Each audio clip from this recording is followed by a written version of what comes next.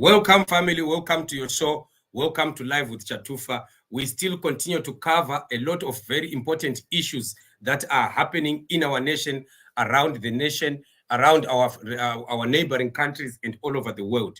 This is the platform of the freedom of the Zimbabwean people. We are looking at what is happening around and also what has just happened in Kenya. We see the Kenyan youth beginning to resist police brutality in their communities. It seems like the issue of extended or rather abnormal force is continuing in these African countries. It seems African leaders, they are so hell-bent on using excessive force on the communities and on the people. And we see the youth beginning to resist. The Kenyan youth have had a running battle with the police and resisting the brutality that is happening. Reports are that the police are terrorizing people in the communities, with a lot of other people losing their lives.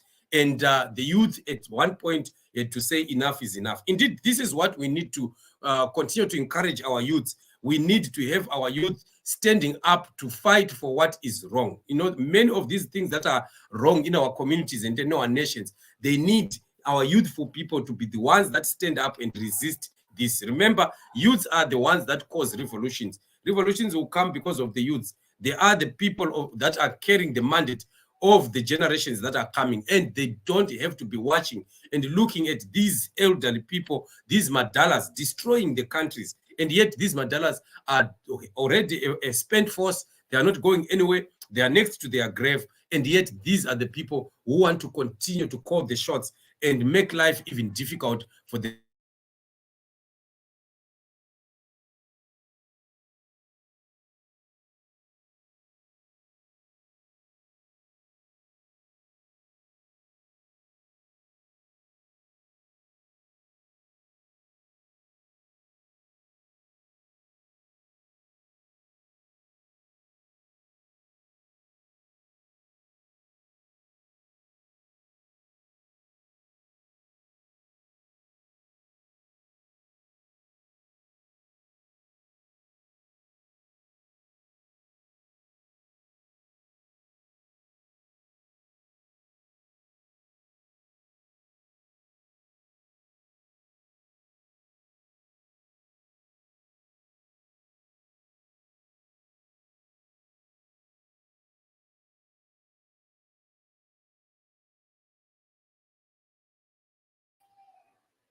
I hope you can hear me again. Battle. We are fighting with network. So the network is just misbehaving. And I hope you can hear me now, because I was just cut out. I saw that I was the live show was already out. And I hope, can you hear me? Let me just find out if you can hear me. But I'm sure you can, because I'm seeing that my mic is working once again. The mic had just cut out. Thank you, Edwin. So we are talking about the resistance to police brutality, because we have also experienced this happening recently in Harare with our youths on the June 16th celebrations.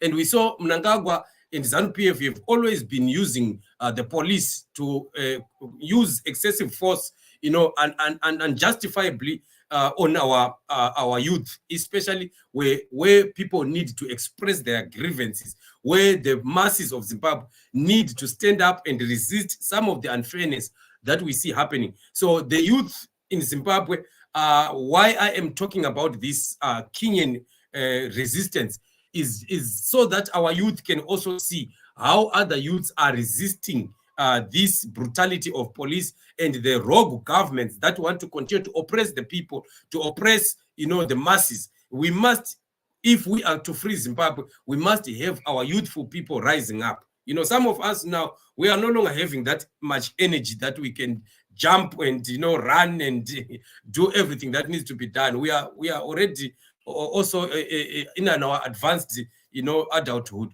So we can't continue to be running like the 40-year-olds, you know, the 30-year, the 20-year-olds, maybe those that are still energetic.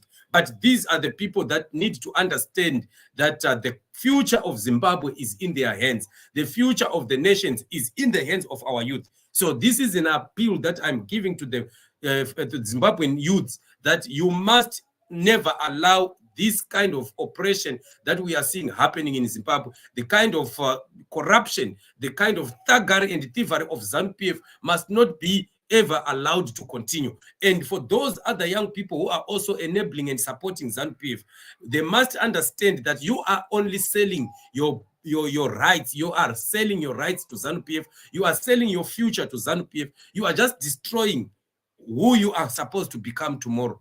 And if you are going to fail to become who you were supposed to be, you should not blame anybody, because today you are enabling old men who are 70 years, 78, who are 87 years old, who want to remain in power by force.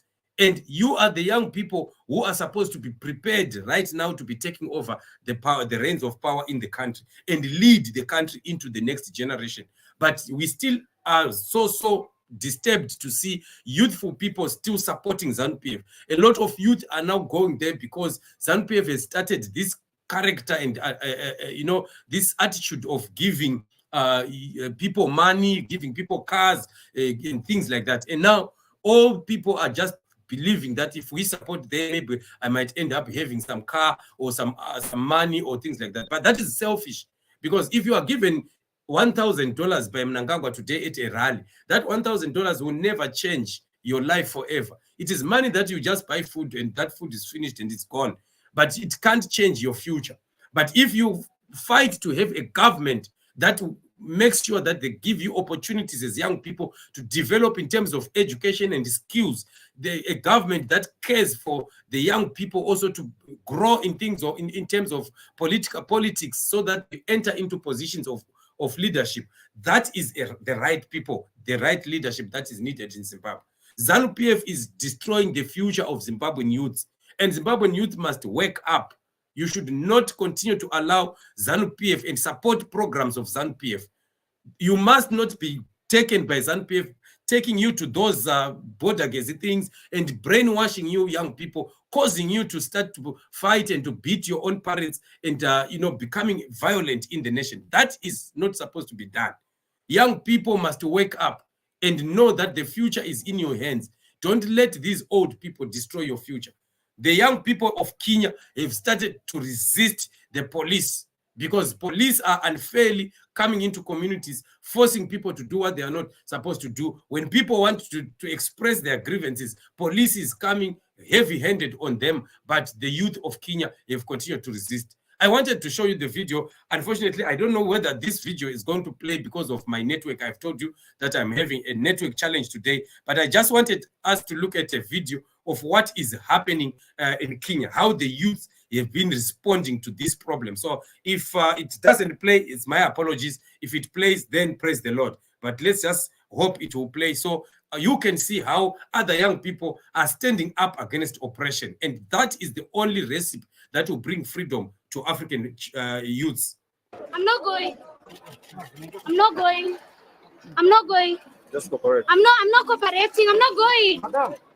Don't touch me. Okay. I'm not going. I'm not going.